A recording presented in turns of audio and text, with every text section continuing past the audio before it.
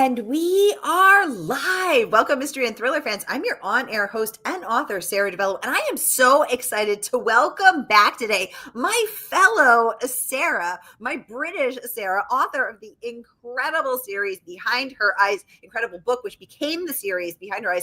Now here to give us the inside scoop on her brand new book out tomorrow, We Live Here Now. Sarah Pinborough, welcome back to Mystery and Thriller Mavens. Tell us about this book. Well, thank you for having me. And also, thank you for matching your t-shirt with the cover. I was like, I need to do that.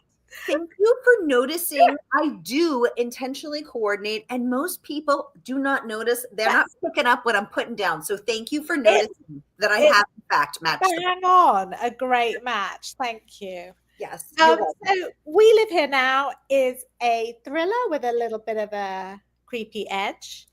And it is about a couple called Emily and Freddie, who, after she has a horrible accident that leaves her with sepsis and in hospital and dying and being brought round, they move from London to a house in the country, and things start to go horribly wrong in both their marriage and in the house. And Emily is on this kind of journey to try and find out what's going on. Yeah.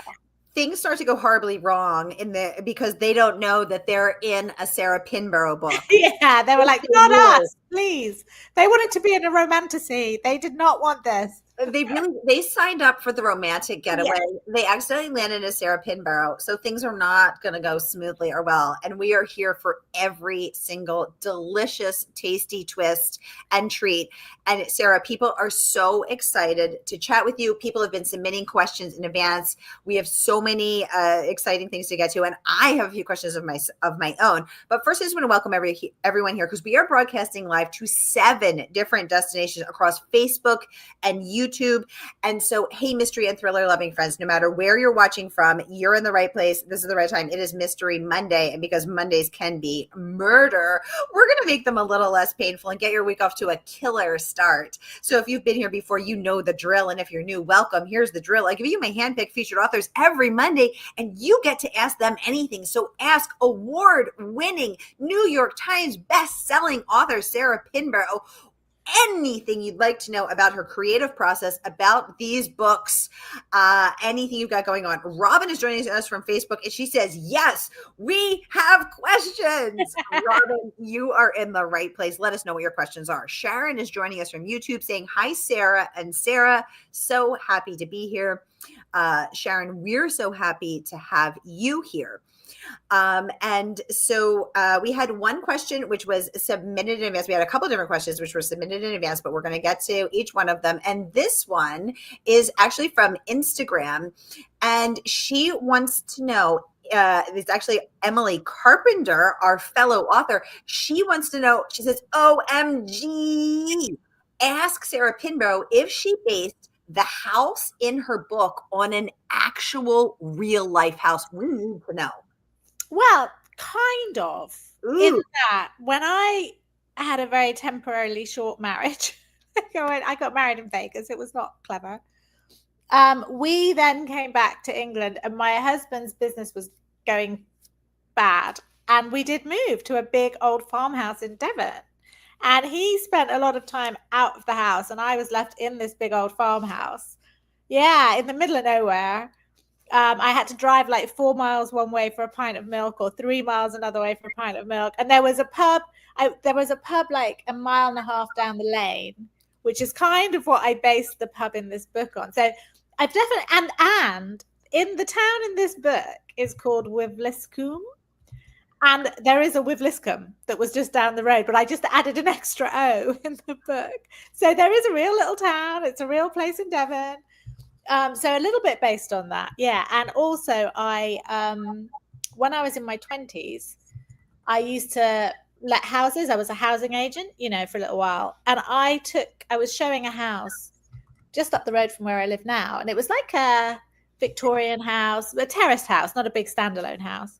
And when I went in to kind of check it before the people came to look around, I was thinking, oh, this is a really nice house. I like this house. Until I got upstairs and I went into one of the bedrooms, and I had this awful, awful feeling in there. I just was like, something really bad happened in this room. And I'm not normally that kind of person. And so I couldn't even stay in the house. I went and waited outside till they got there. And then none of them thought that, they were all really liking the room. They didn't feel anything weird about it. So those two things combined gave me Larkin Lodge, really. Oh my goodness. Wait, so when you walked into the room, because I've had that experience too, where you walk in and all the hairs in the back of your neck stand up, you get goosebumps, and you're just like, some bad stuff went down. It was like everything bad happened. It would be like one of those ones that if someone said this room is possessed and, like something out of Amityville or The Exorcist, I would have believed it. I'd have been like, oh, it was horrible. So that just stuck in my head. It really stuck in my head. So I finally used it. Did you finally use it? Now, did you ever find out what happened in that room, in that house? Was there a murder? No. Yikes. No. I wish I could remember which house it was now, because that would have been quite interesting. Robin, I didn't. Yeah, don't ignore those feelings. I did not stay in that house for long. I was like at the door.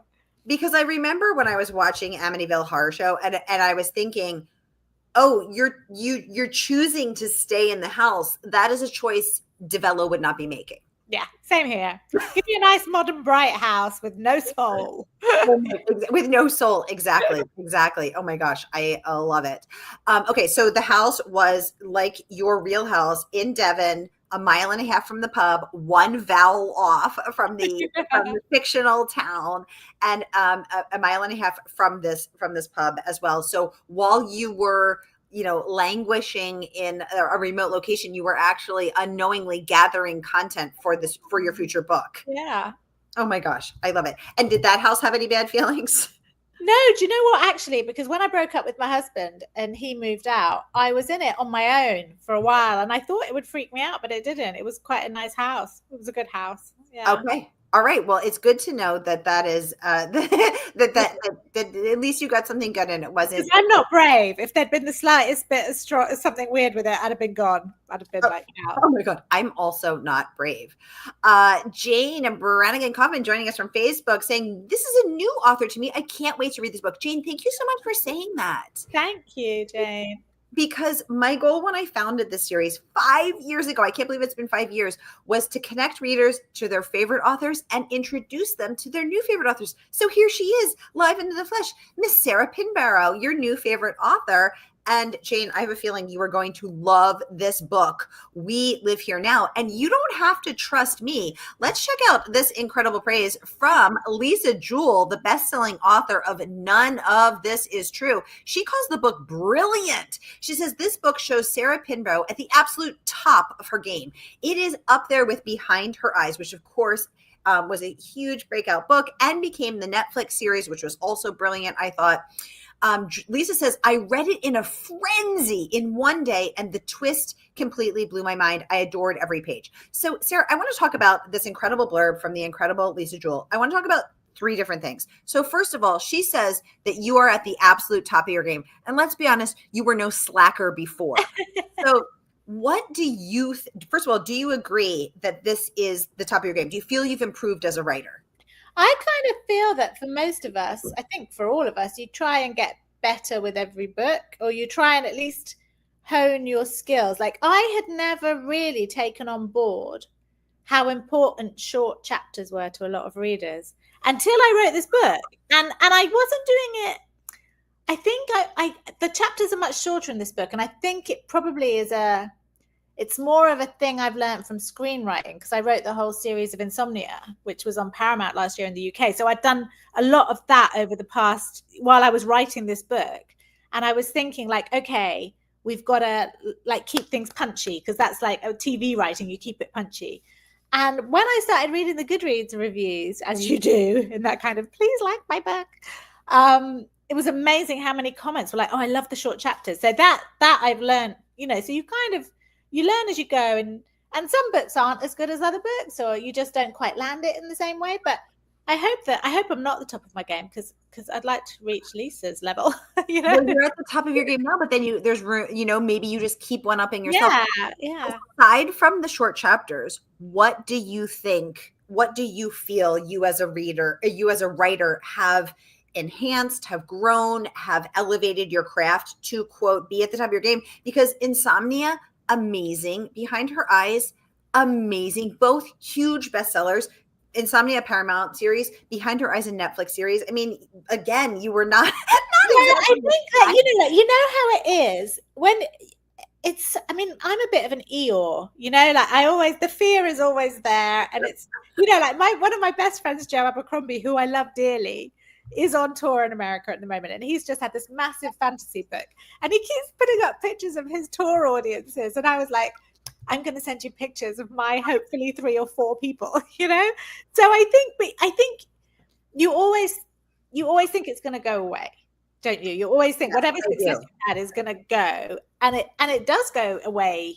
You have to keep working. So I think it's just, I think part of what I try and do now is not worry too much about the career side of it, because you can't do anything about whether you're going to be a bestseller or not. There's so many different elements to that are nothing to do with you. And actually, if you start chasing what you think people will want, like you've just got to write what you want to write and take the hit. If it's not popular enough, at least you've written the story you wanted to write, so because there's peace in that and there's dignity in that, and at the end of the day, you have to reckon with you, the face in the mirror, and if you have written the story of your heart, if you've written from your truth and what excites you and enlivens you and lights you up, that comes through. And also when you're phoning it in, where the readers feel that as well.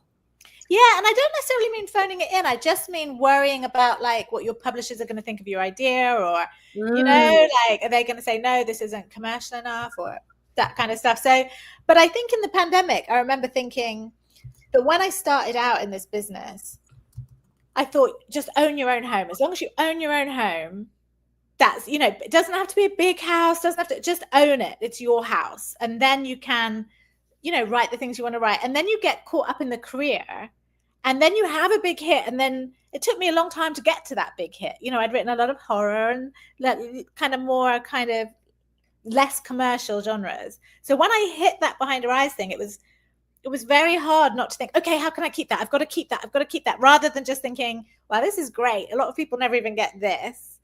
So now I can pay my house off. I can do this. So now just enjoy writing, because otherwise you might as well go out and get a proper job. Exactly. Oh my God, I'm resonating with all of this, and I'm seeing so many hearts up. It's everything on Facebook. Thank you, everyone, and welcome Hannah, welcome Juan, welcome Robin with a Y, Robin with a I. Welcome, everyone. We're so happy to have you. I want to remind you all that the book is not even out yet. The book drops tomorrow here in the US, and Sarah is on her US tour in Boston tomorrow, and Boston today, New York tomorrow. If you're on the East Coast, you want to come and meet her. And if you're not, for the rest of us, well, our favorite woman-owned independent bookstore has books and will ship anywhere. So whether you're watching with us on Facebook or YouTube, here is that link. Pre-order it today, and the good folks at Murder by the Book will ship it out to you first thing tomorrow morning. And we're so excited that Sarah's here with us to give us the inside scoop. And when I look at this incredible praise, I mean, you guys, this is amazing. Lisa Jewell is not the only one who's raving. Ruth Ware, who's been on Mystery and Thriller Mavens for her last 4 books, also had some wonderful words to say. She says, all marriages have secrets. All houses have a past, but not like this one. This is Sarah Pinborough at her mind-bending best. So, Sarah, I want to talk about that, because both Ruth and Lisa reference the twist. And I think when I think about what Sarah Pinborough is, really embodies, which is, so many these books that just catch us and capture us and keep the pages flying. But you are known as the queen of the mind-bending twist. And as Lisa Jewell said, something, also to that point, tell us about how you craft those twists. Are you a plotter? Are you pantser? Do you go back and put them in and think, this isn't quite twisty enough? This twist that everyone's talking about that even Lisa Jewell could not anticipate, which of course we will not share here because no spoilers. But how do you tell us about a day in the life of Sarah, the writer? Well, I always have to have the ending locked in place. Okay, from the beginning. The end. I have to have the ending. So Behind Her Eyes, the last chapter of Behind Her Eyes was in the book pitch, when I pitched the book. Yeah. Ooh. The very last chapter. I pitched the book and then I put the last chapter on the end. This one, I had the epilogue entirely in my head before I could start. So I could see where I was. So I know where I'm going. So I plan, but I tend to tent pole things, you know, like, so I'll put my tent poles in. Like, okay, wait, tell us, what does that mean? What are you so I'll be tent poling like key turns and key reversals and key reveals. So I might be like, okay, so Emily is here and Freddie is here. So I need to get them to here. How am I gonna, you know, where am I gonna hit the beats of the story? You know, like, where are the beats gonna come, the really big beats? And obviously, sometimes they will change as I go, but the ending is always locked. That is a locked piece. I can't start. And one book I wrote, Dead to Her, I started it and I just couldn't get going. And then I realized my ending was wrong. And so I had to change the ending, but that's the only time. And that was a difficult book. So I am a planner, but not in, you know, some people, I think like Claire McIntosh, she has like cards of everything through. Yeah. That's not, I mean, I'm writing my next one at the moment. And so it's kind of like, they'll be like, it's really childlike, but just that's beautiful. That's beautiful. So I kind of rough plan, and then I'm like, sometimes I'll have like, I mean, this one actually has more of a plan because I had to kind of write a little outline for Christine, my editor, so she could see what I was doing. But I'm just kind of looking, and I'm trying to find it, what I've done with it. There was a page where I have like a list of like, this happens, that happens, this happens, that happens. So I kind of think, okay, she's going to accuse this person of it. And then if it's not him, how's she going to get to this one? And then, so it's just kind of, and often I like to have a little bit of the next bit planned out before I write, like about 10,000 words at a time planned out, because if I have to stop and do, like, if I have to do notes on a pilot for something, I like to be able to, when I go back to it, I'm not like, where was I? I've got the next bit ready to go. So I'm like, okay, yeah, that's where I was going, and then pick it up. Ooh, Sarah, people are freaking out about the Notebook. Robin's saying that Notebook is priceless. I have goosebumps. It's so beautiful. It looks like a piece of art. I would frame those pages. Oh my God, Sarah, you should frame that, and then next to it, the cover when the book comes out, and have them side by side. No, when I'm finished, I'm just so happy to throw those notebooks away. No, don't throw them away. Oh my God, that's hard. No. Listen, wouldn't you die to have Agatha Christie's Notebook? Wouldn't you die? Agatha Christie. Yes. Maybe you will be. Listen, we don't know. In 30, 50, 100 years, you could be Agatha Christie. I mean, if it was like, let's say I had a book that did like a Gone Girl kind of success, then I'd probably auction one for charity or something, you know, like do it that way. Excuse me, lady with the Netflix series and the Paramount series. Yeah, but still, like, I think you're a pretty big deal here. Oh my goodness. Well, I am loving this behind the scenes peek, and I'm not the only one. Let us take a look at this little blurb from Harlan freaking Coben. Let's see what Harlan had to say. I'm going to pop it up so that we can all see what Harlan had to say about Sarah. He says, genre bending and cunning. We live here now is a riveting modern Gothic full of clever twists and surprises that have become, thanks for all the hearts on Facebook, you guys, that have become Sarah Pinborough's trademark. I am a big fan. So Harlan Coben is a big fan. Excuse me, Miss Lady. And I like that he's also referencing the twists and surprises and talking about your genre bending and modern Gothic, because Sarah, you did write some horror before. So let's talk about genre. First writing in horror, now thrillers, and now, as Harlan said, this genre bending. Were you thinking, let me get back to my first love, horror, let me try my hand at Gothic? How did that come about? Well, we kind of touched on this before we started the recording, you know, like this book was quite a hard birth. I mean, I've not had children, but it was, as books go, it was a hard birth because I've been quite injured, which is why I have this character who has a lot of mobility problems and stuff. And I was writing all 6 episodes of Insomnia, and we were starting to film that. So that was taking all my time. So I was trying to write this book, and it started off much more as a thriller than this. And I've taken out murders. There was, you know, and I've never done this before. Normally I write my first draft and you know, there's notes, but it's quite a clean, you know, structurally clean. but it was a big rewrite on this. And what I loved was that both editors, the UK and the American, said, you know, you're clearly wanting to lean into the Gothic here. Just put the thriller bit to one side, lean into the Gothic, you know, like, so it is a thriller and it still has lots of thriller elements. But for me, it was quite fun. So that, and then the Ravens who were in it, they came in that second round. You know, I was like, it had been a flashback of the accident where Emily breaks her legs. That's how I'd opened it before. And then I was like, oh, how can I help tell this narrative and help show what happens in the house without it being tell? So then I thought, right, what's Gothic? And I was like, a raven. And then it, because it had been originally been set in the summer and now it's the winter. So I really went in, and I do love horror, but this is not a horror novel, you know, like, no. Even, you know, it's even the creepy bits, I kind of feel like it's more Hitchcock creepy than, you know, Hammer House of Horror creepy. I think the archness of the characters, I think it's quite a sister piece to Behind Her Eyes in a lot of ways. You know, it's about a marriage. There's quite claustrophobic atmosphere. You know, we've got these other couples that are around that are also a little bit, you know, it's an exploration of marriage to me. I love that. And I love Gothic. And also Gothic, I feel like, is having a moment, which is really interesting. Mm-hmm. Also, I love ravens. So I have a secret raven obsession, which I share with our fellow author, Nekesa Afia.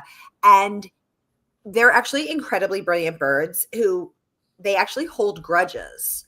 They have been shown to hold grudges against humans. They have the ability to plot, to plan, to remember, to hold grudges. They'll throw things at people, humans or other birds that they're mad about. They're highly trainable, almost like dogs. They can see color. They can stack toys and rings. So I constantly trade crow or raven videos with Nekesa.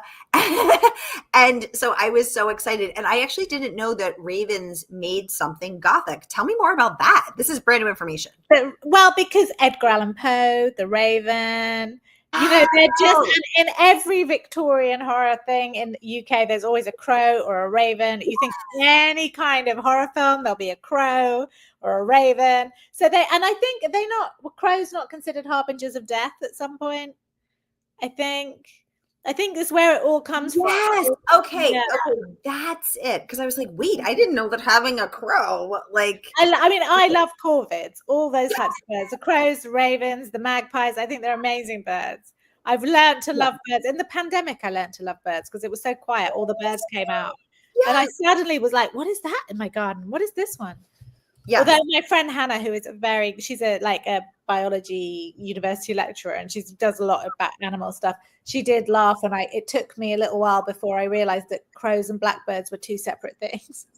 Wait. I thought a raven and a crow were the same thing. Ravens and crows are two different types of corvid. I thought that was the British version of a crow. Okay. No, they're two types of bird.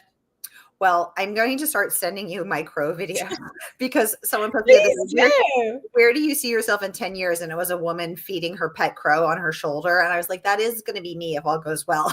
There are worse ways to spend your days. Oh my gosh. You guys, we have just 5 minutes left. Sarah Pinborough here taking all of your most pressing questions about her brand new book, We Live Here Now, starring, yes, ravens, which we now know didn't make it in until the second draft. And I am the voice of the raven in the audiobook. What? That's you? And we have Helen Baxendale, who was in Friends. She's Emily. And then we have a great actor called Jamie Glover, who is Freddie. Oh my God. Emily from Friends is the narrator. This just keeps getting better. You guys, pre-order now from our favorite woman-owned independent bookstore. That is, of course, Murder by the Book. And Sarah has just let us know 2 fun facts. First, she is the voice of the Raven in the audiobook. Did you have to audition for that? Do you know, I didn't want to do it, and then it was fun to do. Oh my God, it's so fun to do. And a fun fact number 2, Emily from Friends, who we all remember as Ross's very wronged wife. Really, Emily didn't get enough sympathy. I mean, if you said someone else's name, if your husband said somebody else's name at the altar, you're like, that's it, you're done, aren't you? Yeah, you'd be done. Exactly. And so the second fun fact is that that Emily is the voice of the narrator. Andy, welcome to the conversation, saying, "Oh my, I have already pre-ordered the audiobook." Well, now Andy, you get to know that that Sarah's the voice of the Raven, and that Emily from Friends is the voice of. Do you know what Andy does? Speaking of animals, Andy has a sanctuary for retired sheep. So when sheep are going to get like killed or whatever, he goes and gets all the sheep. It's called the Mirkwood Retirement Home for Sheep. It's one of the charities I support. Oh my God, how wonderful. Andy, thank you for your service to our fuzzy friends. I support so many animal charities. I've done yoga fundraisers for animal charities. I am such an animal person, and I love to support rescue farms. So thank you, Andy. Oh, thanks for the hearts, you guys. Thanks for the hearts. We love Andy. Okay, Elizabeth wants to know, welcome to the conversation, Elizabeth, first of all. Is this book headed for Netflix too, Miss Sarah? Not at the moment. I mean, I've had several offers. I think it's more a film than a TV show, to be honest. And I'm working on a film with a producer called Dennis O'Sullivan, who has a company called Compelling Pictures, and he made Bohemian Rhapsody and films like that. And we're working on something already, and we're talking about it. I've had some offers, but not from people that I overly wanted to make it. So I'm kind of just biding my time, and see how things play out. But yeah, there are cards on the table for it, if you know what I mean. So we do know what you mean. We're picking up what you're putting down. So thank you for that. Yes. Okay. Let me get to some of these other questions. Sarah, I did want to mention our audience. I do want to mention Chris Whitaker also weighing in with these wonderful words, calling stunning, shocking, terrifying. I like how Chris is just putting out these. Chris loves a big word. I love it. You know it's coming, but you will never guess what it is. We live here now as a twisting, funny, and frightening journey from calm to storm, from a dream right into a nightmare. I loved every page. No one tells stories like Sarah Pinborough. That is very high praise from the incredible Chris Whitaker. Thank you you must be so thrilled. Yeah, I am. I mean, I know Chris, so it's quite nice. And I think I'm so pleased for him with how things have exploded for him. And he's such a good writer that, any praise from him is high praise indeed. Yay. And of course, he's not the only one raving. I'm going to put these in the comments. Alice Feeney, who's been on for her last 3 books, who also lives next to a haunted house. Okay. Shares a deliciously dark thriller about marriage and murder. I like how she honed in on that, because you said ultimately to you, this is a book about the exploration of a marriage. Alice calls it original, clever, creepy, and packed full of secrets and sinister twists. A haunted marriage inside a haunted house with an ending you won't see coming. Sarah Pinborough's imagination is a wonderful place. Wonderful and terrifying, I might add. I'm going to add some of the incredible trade reviews that you guys can read at your leisure. So Library Journal weighing in with wonderful praise, as well as John Mars, Alex North, Harriet Tice, so many more. So all of these are in the comments, but I did want to just get back to the fact that the book is out tomorrow. And Sarah has graced us by coming on and giving us the inside scoop. So Sarah, thank you so much. And again, I just want to share the link to pre-order from our favorite woman-owned independent bookstore. We want to support woman-owned bookstores. And here's the link to order. The store does ship worldwide. So here again is that link. Sarah, time flies when you're having fun, and we've been having so much fun. So I just want to thank you for taking time out of your tour to speak with us today and give us the inside scoop on We Live Here Now. It is always such a delight to chat with you about writing and craft, and I love your honesty and your transparency, and thank you for all of that. Thank you for having me. It's always a joy. Yay. Oh my God, Robin's saying 2 ravens just flew overhead just as I watched this deck. It's an omen. It is an omen. You guys, thank you for spending your Mystery Monday with me. I hope your week is off to a killer start. Thank you to everyone who commented, and thank you to everyone who's watching. We are broadcasting to 2 private Facebook groups. So if you're in there, everyone in there saw your comments. But of course, with our Facebook's privacy policy, we out here cannot, but that's okay. Thank you to everyone who's watching. Thank you to Jenny with an I, Lisa, Diana, Lena, or maybe that's Lena, Robin with a Y, Hannah, Tom, Anita. Oh my goodness. Thank you, everybody. Caroline, Debbie, and Deborah. Oh my goodness, everybody. Alan, and oh my goodness, a third Robin, Christine. Oh my gosh, I can't get to everyone, but I see you. Thank you for being here. Sarah, thank you for being here. Robin, thank you for being here. And have a very happy pub day today. All right, y'all, that's a wrap for us.